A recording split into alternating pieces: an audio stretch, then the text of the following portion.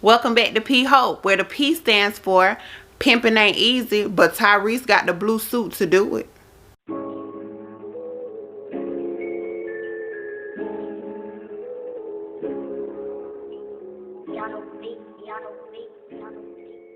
What up, y'all? Welcome back to another episode of Love After Lockup. Y'all, this is season 3, episode 5. And y'all know I don't never put the titles up, so I don't know. But I do know this is episode 5. And I'm not gonna give y'all the play-by-play. I'm just gonna give you each couple and what they did. So I'm gonna start with John and Christiana. John has said his goodbyes to Christiana, and so even though they had initially planned for Christiana, him, and Christiana's mother to go have dinner together, but we know that he had already ran extremely late getting her to the halfway house, so that was not able to happen. But he still wants to call and introduce himself to his new mother-in-law. So he drives around to her house and he picks her up so that they can go have lunch. So they get to this restaurant, and I didn't see the name of it, but they get in and they sit down. The food gets to the table, and I immediately became confused because the food looked like, do y'all remember that little plastic play food that we used to play with at daycare? It looked like that, smothered in like a brown slime. So whatever food they was eating, it was clearly covered in gravy, but it just didn't look appealing to me. It looked like a plate of clogged arteries to me. But that's none of my business. They live in a small town, and so, it was probably good. It was probably good, but it made my stomach hurt a little bit. I love the mothers on these shows because, honey, they don't be wasting no time. And just like every other mama, Christiana's mama went right to it. She was not playing no game. She wanted to know what made John choose a native wedding. And so his response was that he knows that Christiana is Christian, but he just decided to take the native route, and that he still needs to have a discussion with Christiana about her religion. And I'm assuming that he's going to try to transition her over. She wants to know a little more about him, so he goes into a breakdown and he lets her know that him and Christiana have only known each other for about 3 months. And she said, oh, well, I thought y'all had at least been talking on the phone for quite some time now. And he was like, surprise. No, I've only known your daughter for about 90 damn days. And, we're married. But Mama Christiana is not convinced that native weddings are real. So I got a feeling that she's going to do her research on that, and she's also just going to do as much research as she can on John in general, because she's not feeling him right now at this point. But he goes on in about his history. He starts talking about how, this is his 4th wedding. He didn't bite his tongue. He thought it was kind of cute, actually, that this was his 4th wedding. He said, he had his first wife, and then, funny story, I ended up running off with her cousin, and I married her cousin. It's just one of those things that happen, and me and his mama was sitting there looking like, no, that ain't no kind of shit that just happens, but go ahead with your story. And he never said what happened with the 3rd wife, and then Christiana is of course the 4th. So got that history out the way. And so she's just like, well, I'm just really concerned about your intentions for my daughter. And he was like, me and Christiana have a special bond. And I don't know if she's told you about this or not, but I myself have a past. And, I have a criminal record, and it's quite extensive. And so now the mama is really looking like, what the world? And so he was like, yeah, I ended up overdrawing my bank account to the tune of maybe $200,000. So then it pans him over to the confessional, and he lets us know that that started from, him getting into doing the check fraud. He said that his biggest check that was approved was for around $36,000. And once that one got approved, it was like an addiction for him. And it was something that he kept doing and kept doing and kept doing until it eventually caught up with him. But he wants to assure Christiana's mom that, that they are meant for each other, because with him having his criminal past, when she starts to slip, he will be the one to reel her back in, because he understands that criminal mind and he knows that it's not easy. So, he's trying his best to convince Christiana's mom that, he's going to be the right one for her, and that this time she's going to get out and do the right thing. But Christiana's mom says, Christiana has been at this halfway house before, and it's not a good environment for her. The last time she was there, it ended up being so overwhelming for her that she ended up skipping town. She skipped town, and that's how she got locked up again. So, and like, Christiana was telling us herself, it's so many drug addicts and it's so many drug dealers that they have access to in that particular area, that it doesn't take no time to get in trouble. And so, her mom is just kind of hoping for the best, and hoping that, Christiana is going to make the right decisions while she's there in the halfway house. But she also wants for her and John and Christiana to all go out together, so that she can get a feel for their chemistry, because at this moment in time, she is not convinced that John is in this relationship for the right reasons.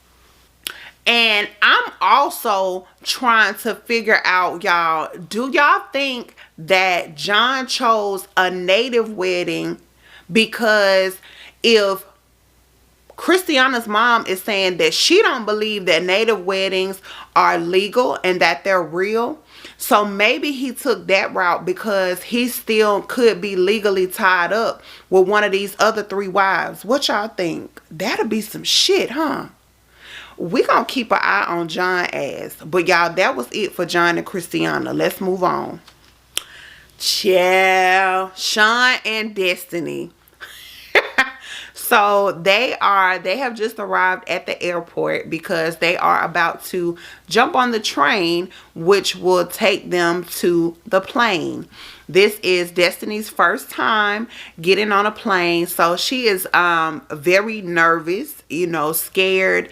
And so once they land, and she's there, she's on that Vegas strip, she see all them lights, she see all them colors, and from there she is just excited. She is happy to be in Vegas. They pull up at Sean's house, and she just cannot stop talking about how huge the house is, how nice it is. She loves his bedroom. And she's like, why are you in such a hurry to show me the bedroom? Is this where all the magic happens? And he's like, whatever. So, but she's very impressed with his house. And so she's like, so babe, what are we going to do tonight? And he said, well, I'm thinking that I'm going to cook dinner. I'm going to invite my friend and his wife over, and, we're just going to relax, And she's like, fuck no, like, that's not what I had in mind.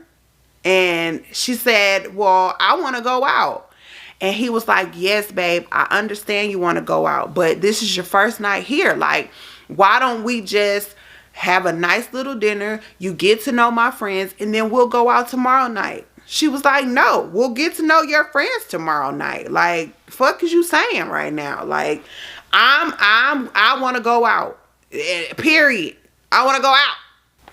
So she wants him to call his friends and tell them not to come because they're going to go out. He said, no, I'm not going to tell them not to come. They're coming.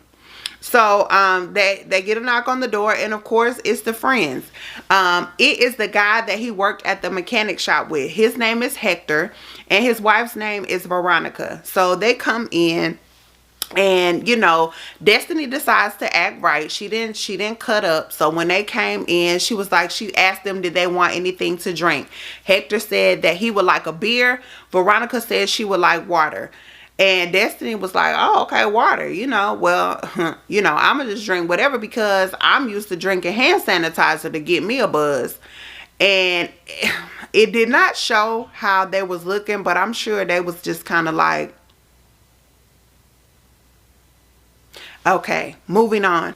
So then Destiny explains to them that, she knows and she understands that, they're under the impression that they're there for Sean to cook them a nice little dinner, and they get to know her, but she fresh out and she's ready to go turn up. So she wants to go out. So, Hector is like, oh, okay, you trying to go out. He was like, Vegas, Vegas is a place where it could swallow you up if you let it, because the bars are open 24/7. And she was like, really? He said, yeah, the bars never close here. And she was like, oh my God.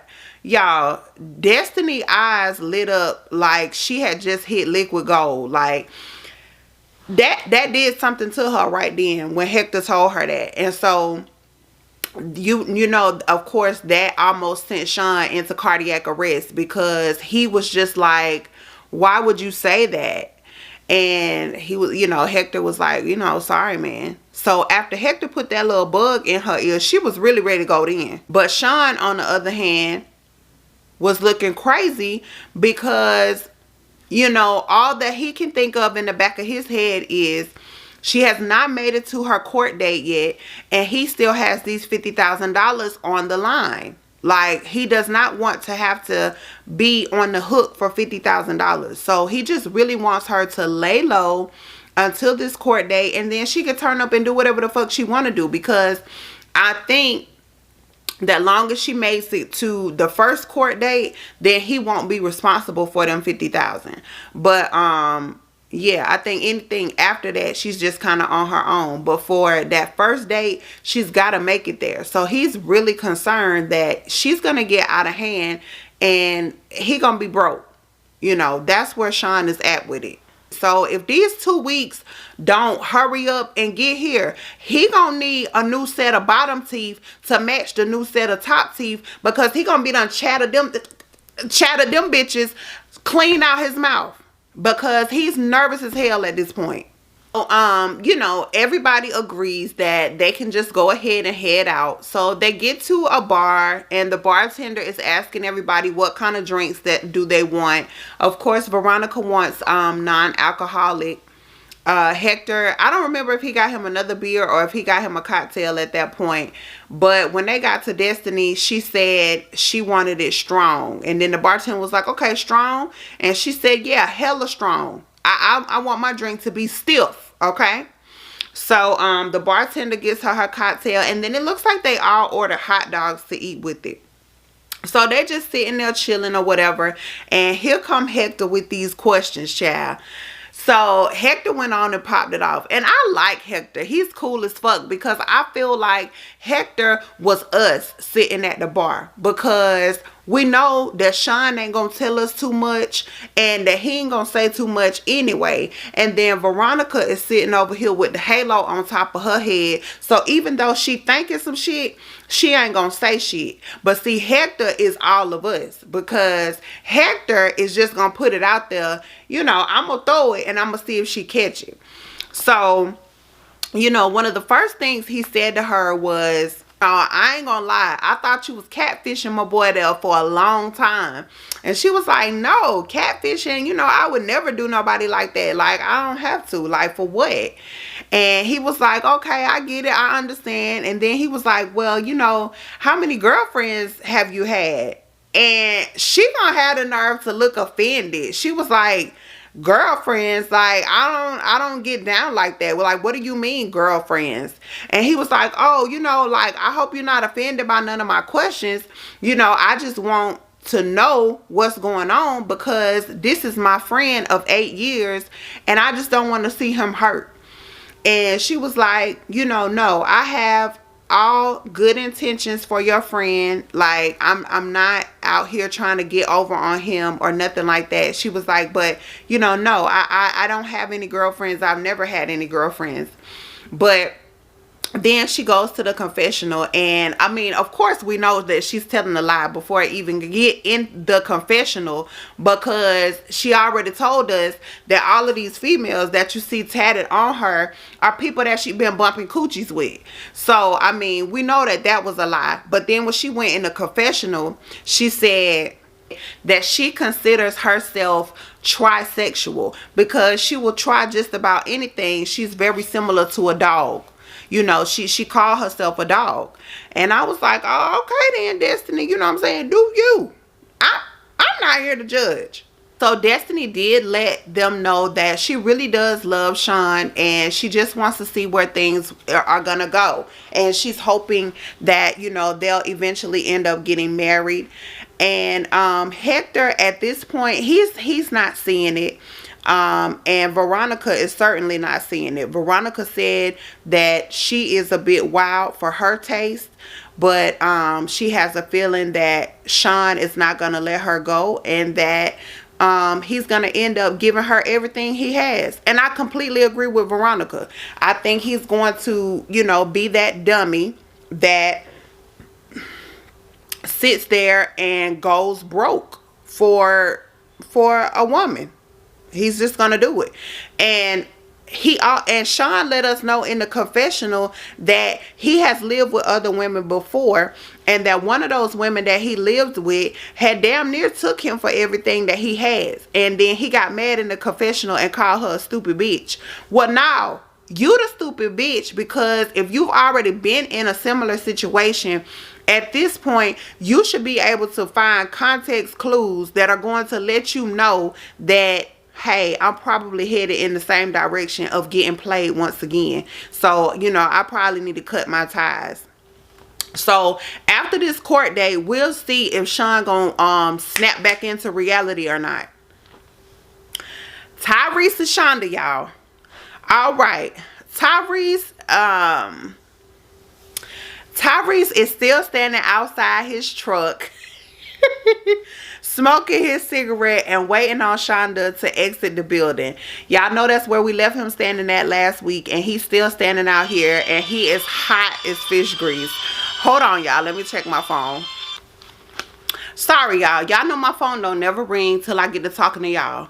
But anyway, where was I at? I don't even know what I was talking about.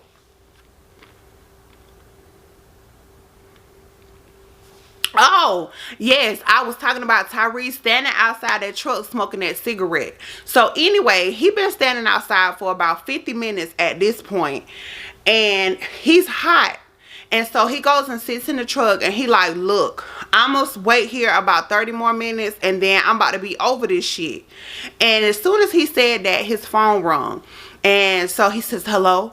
And she's like, hey, this is Shonda. They end up dropping me off at the bus station. And he's like, oh man, they done went here and dropped you at the bus station. Okay, here I come. So he puts his seatbelt on, and he fly around there to the bus station. And so he goes into the bus station, and he brings the suitcase that he had packed for her as well, so that she could change her clothes. So they finally see each other face to face, and they go in for the hug, they go in for the kiss, and then the camera pans on Shonda.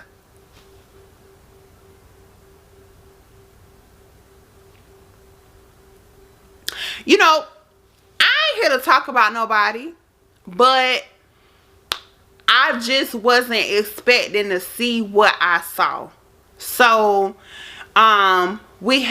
she had like this dark blonde hair, and then she had it about 8 or 9 cornrows on this side, and she had it falling on this side with a couple of wand curls. She had got herself spruced up for her man. She had got looking nice for Tyrese or whatever. But the prison soap has not been doing her skin too well. So, the pictures that we saw that Tyrese was showing us did not really match the Shonda that we saw in person, but he loved it. He loved it, so that's all that matters. So he done asked her for about 17 kisses at this point, because he just can't stop kissing her. He just can't believe that she's actually out and that this is real. So she goes to change in the bus stop bathroom.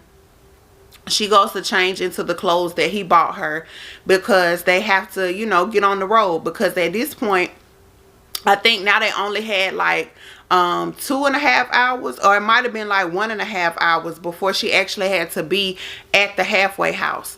So they're on the highway and they're headed to get something to eat. And so they're just making small talk or whatever, and she finally felt comfortable enough to tell him, like, babe, you are completely overdressed. And she just was tickled. And I said, thank you for telling him that, because I don't want him dressed like a Mississippi pimp everywhere y'all go. Like, and he was like, well, what do you mean? Like, I was just trying to look nice for you. And she said, well, yeah, I know, but I just got on jeans, a t-shirt, and a little jacket. And, you out here doing the most.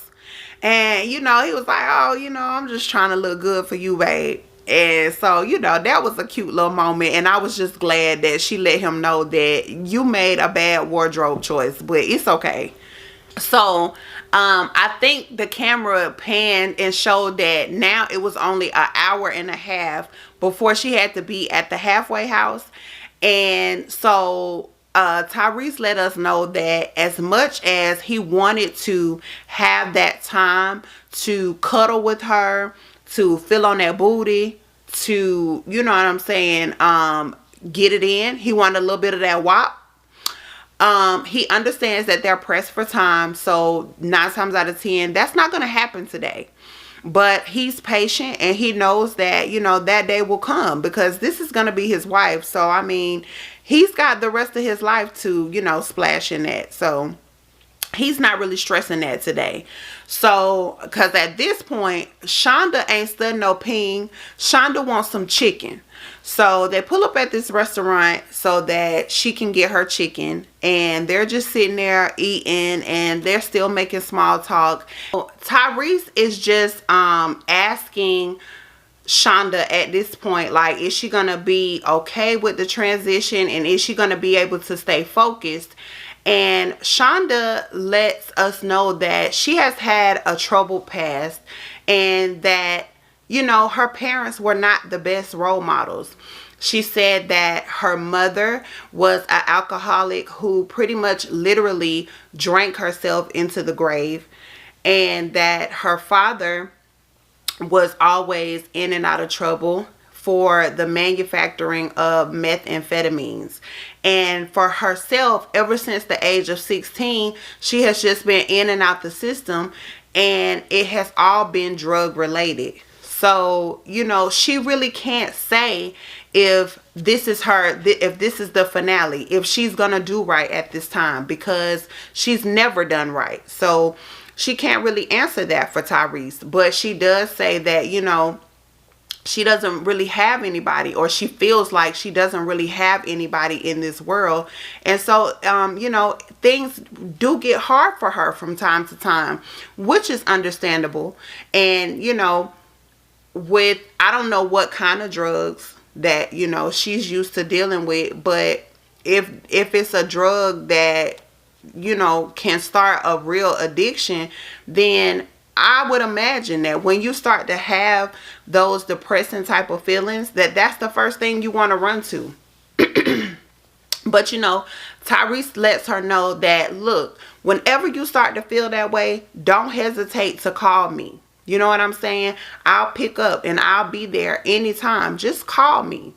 And then it pans to the confessional, where we see her with this little short blonde bob.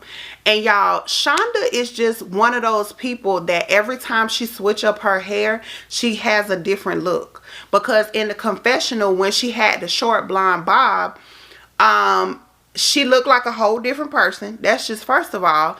But I don't know if she had got a hold to some makeup by this point, or if her face has just had time to clear up. But she just looks completely different.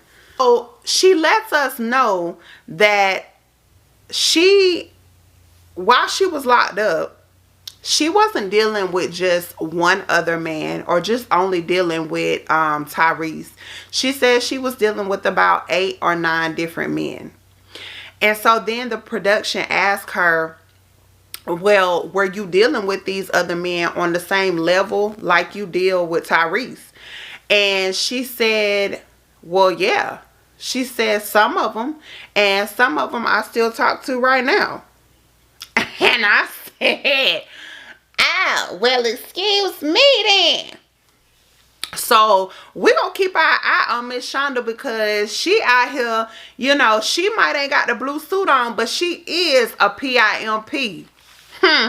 Now we move on to Chevelle and Quaylon. They have already checked out of the hotel, and they are on their way to Chevelle's mama house. So she gives her mom a ring, and she's like, hey, is Maila there? And, you know, is everybody ready? And so the mama's like, yeah, you know, she's excited. Bring your ass on. So they pull up to Chevelle's mama house, and little baby Maila, which is Chevelle's 5-year-old daughter, she comes flying out the house. And she run and she hug her mama. And then Quaylon is like, come here, you know, come give me a hug. You know, he had bought her this little toy. So he gave her her little toy. And then he asked her for a hug. And you hear her, you know, everybody's like smiling and laughing and carrying on. But you hear little Maila say, why you smell like that? So she, you know, everybody just keep laughing and talking or whatever. And so, you know, little baby Maila is like, well, you know, you clearly didn't hear me the first time, so let me say it again. Why do you smell like that? And so at this point, we're trying to figure out what the smell is. So we don't know if Quaylon smelled like prison. We don't know if he smelled like the barbecue joint that they went to. We don't know if he smelled like Chevelle cooch. We don't know if he smelled like cigarettes and, you know, cologne. We don't know. But if I had to guess from the way that little baby Maila said it, he don't smell good. So I'm gonna need you to get that, whatever that was, Quaylon. We're gonna need you to get that together, because, you know, you're a nice looking man and we need you to smell the same way. Okay. Chevelle's mom, of course, she greeted him. She welcomed him with open arms. She's a very nice lady and very logical lady. So she definitely greeted him with open arms. And she just wanted to know, like, what are your intentions for my daughter? And so he said that, you know, he's just hoping to take things one day at a time, you know, one step at a time. And he realizes that, you know, when he was still incarcerated, he said some things, you know, and he realized that he could be kind of rushing that. And so Chevelle is over in the corner looking like, oh, so I done busted open and did all kind of backflips. I done dropped that ass and popped that ass and did it like a shootout. You know, I done did all this. And now you are singing a different song. Now, all of a sudden, you want to take things one step at a time. Well, let me tell you something, because she said when she was going to visit him within the first 3 months, he was already talking about he was ready to marry her and he knew that she was the one. But now you are retracting all of those statements. So let me just tell you this, Mr. Quaylon. If you're not ready to marry me within the next 6 months, then we're going to have to rethink this situation.